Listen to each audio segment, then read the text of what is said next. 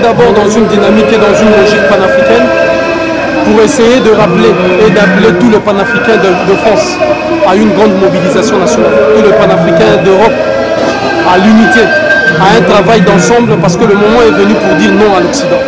Le moment est venu pour nous maintenant de rentrer dans la phase déterminante de notre histoire, de cette histoire, de ces flambeaux que nous ont légués ceux qui nous ont précédés dans cette lutte et qu'aujourd'hui il est de notre devoir d'aller dans ce sens. Nous sommes dans cette obligation de dire aujourd'hui à Joseph Kabila, ça suffit. De dire à Yoweri Museveni, ça suffit. Il faudrait que tout le monde le comprenne et dites-le à vos enfants qu'une année de plus encore pour Joseph Kabila, c'est 100 millions de dollars pour Barack Obama. Une année de plus encore pour Joseph Kabila, c'est 100 millions d'euros pour François Hollande. Une année de plus encore pour Alassane Dramane Ouattara, c'est une dette colossale pour la Côte d'Ivoire. Une année de plus encore pour Blaise Compaoré, c'est encore la perturbation, l'aliénation, l'humiliation de tout notre peuple. Alors, la dimension de ce travail aujourd'hui demande une implication réelle et véritable de tous les panafricains de France que j'appelle à cette mobilisation, à cette capacité de travailler ensemble et de pouvoir dire non, non, non définitivement aux Occidentaux parce que ça suffit.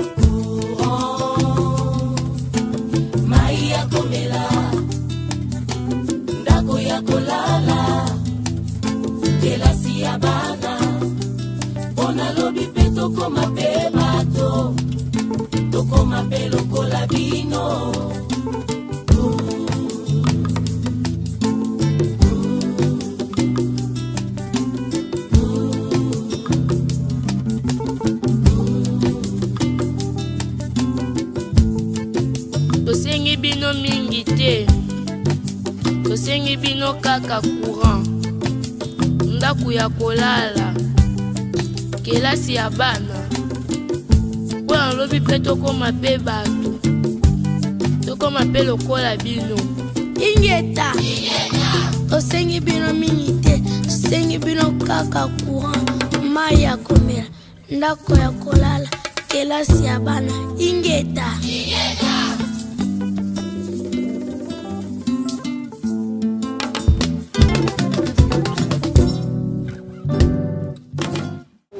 Bien, je suis Zap Prasso, je suis donc d'origine ivoirienne.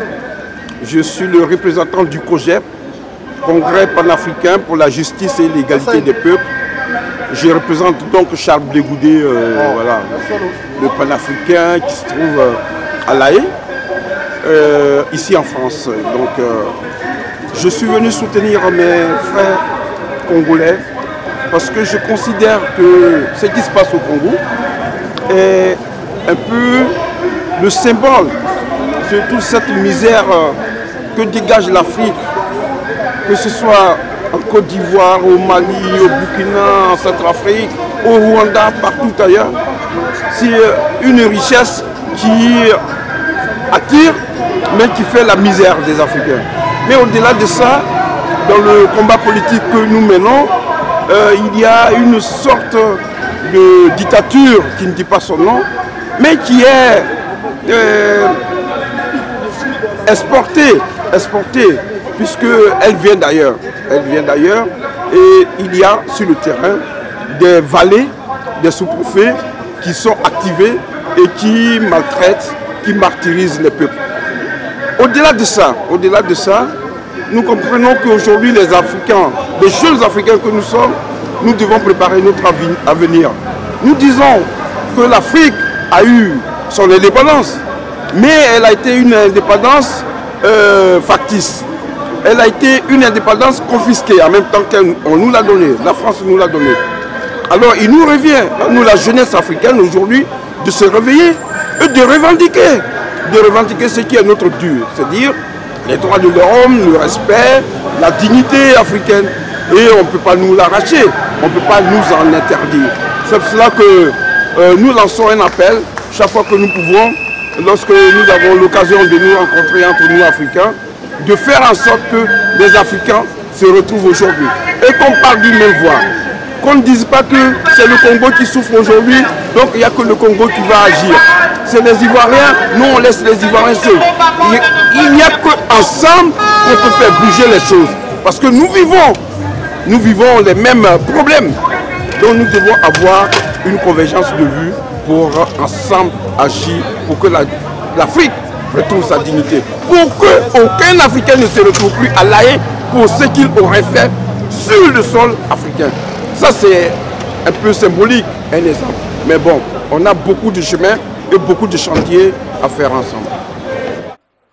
Arrêté vendredi 17 octobre dernier à Beni au Nord Kivu, ces assaillants membres du groupe rebelle ougandais ADF ont été présentés ce jour à la presse. Après avoir commis des exactions macabres contre la population de Beni, Mbao, Erengeti et Oicha dans la province du Nord Kivu, ces 38 terroristes de différentes nationalités ont été capturés par les forces armées de la République démocratique du Congo lors de l'opération Sokola 1. Dans le lot, on peut compter 22 Ougandais, 5 Kenyans, 1 Tanzanien et 10 Congolais. C'est encore une preuve que le mouvement criminel terroriste international provient de l'étranger pour venir déstabiliser la RDC. Chose inacceptable par les éléments des FARDC qui se disent plus que déterminés à poursuivre l'ennemi jusqu'à son dernier retranchement. Ceci pour sauvegarder l'intégrité du territoire national. Selon les déclarations faites par ces rebelles, certains de leurs recruteurs leur ont promis monts et merveilles, mais c'est avec armes en main qu'ils se sont retrouvés en brousse, avec pour mission et consigne tuer les Congolais. La personne qui m'a recruté au rang des ADF m'a informé d'abord que mon père l'a appelé à partir des États-Unis et que lui devrait m'amener au Congo pour des démarches et après j'irai étudier aux États-Unis. In my chest, I saw, in my brain, I saw that since I have never seen my father, let me go with this man to see my father. Au départ, par ma profession, je suis chauffeur. C'est Patrick, mon client que je transportais, qui m'a intégré au rang des ADF. Quand j'ai perdu mon boulot pendant 3 mois, c'est lui qui m'a appelé au téléphone, me proposant d'aller récupérer les véhicules de Marc Fusso à Kampala. Ne sachant pas qu'il est élément ADEF, il a envoyé des motos venir me chercher avec toute ma famille. Subitement, c'est dans la brousse qu'il m'a amené. Bonjour peuple français, bonjour citoyens africains de France, de partout en Europe, sur toute la planète, Terre, partout où vous êtes. Je suis activiste et résistant congolais dans la diaspora qui dénonce le génocide congolais perpétré par les troupes ougandais, par les troupes rwandais ainsi que les troupes burundais qui envahissent nos terres à l'est du Congo dans la région du Kivu, qui est envahi depuis des temps, des années, depuis 16 ans, qui est assujetti par des massacres commis par des troupes rwandaises. Je demande au peuple français d'accentuer la pression auprès de nos élites pour mettre la pression dans notre Parlement français afin de parler du génocide au Congo, de reconnaître les génocides au Congo perpétrés par Paul Kagame, par Museveni, ainsi que le président burundais, en complicité de Joseph Kabila, que nous demandons de quitter le pouvoir à l'immédiat. Et je demande au peuple congolais, de partout où nous sommes, de Kinshasa, de toutes les provinces de la RDC, de bouger, de se soulever en masse, de se lever et de résister à l'occupant rwandais de toute façon, de tous les moyens que vous pouvez le faire. Faites-les mes frères, faites-les mes frères, mes sœurs. Parce que notre pays ne peut pas être dirigé par des Rwandais. Notre pays ne peut pas être occupé. On nous parle de la République démocratique. Mais en réalité, elle est la République occupée du Congo par les forces rwandaises.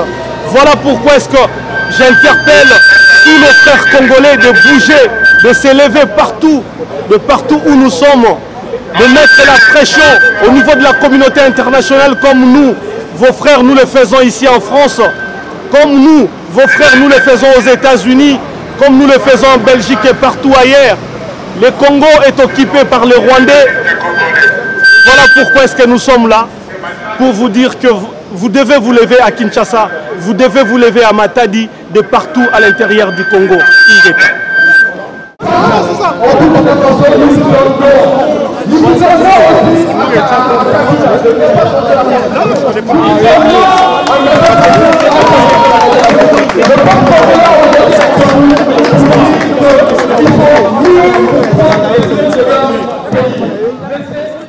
Bonjour peuple congolais, bonjour peuple africain.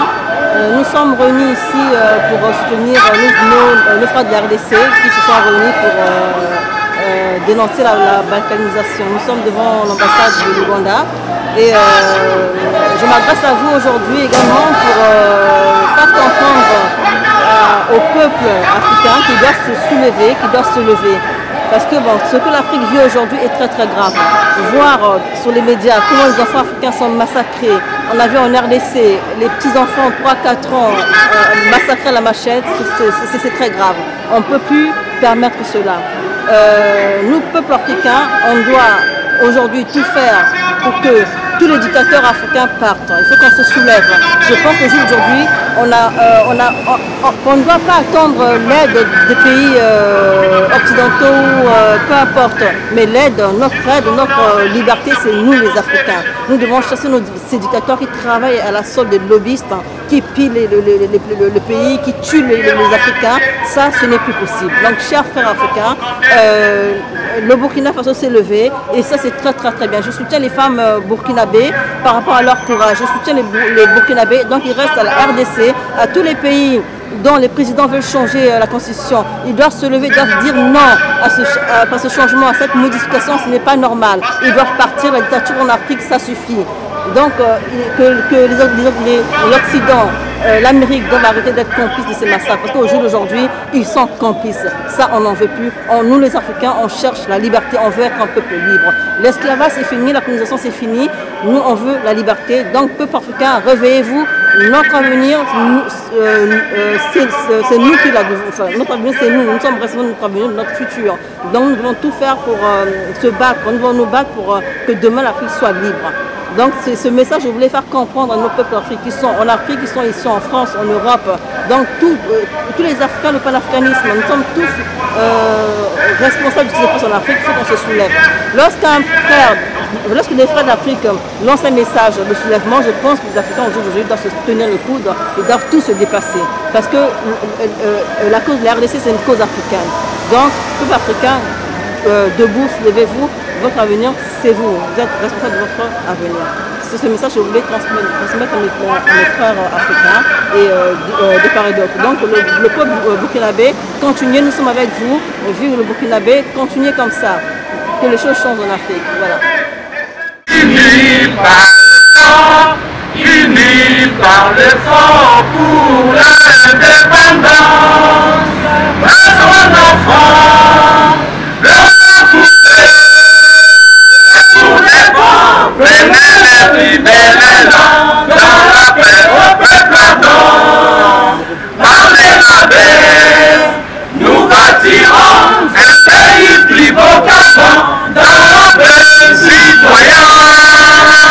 Entonnez l'hymne sacré de votre solidarité, fièrement saluez l'emblème de votre souveraineté. Congo, dans béni, Congo, Esaïe, Congo, au pays, Congo, bien-aimé, Congo, nous fêterons notre soleil, la monnaie. Jeudi 30 juin, jour sacré dans le témoin, jour sacré de l'immortel, c'est la liberté que nous levons à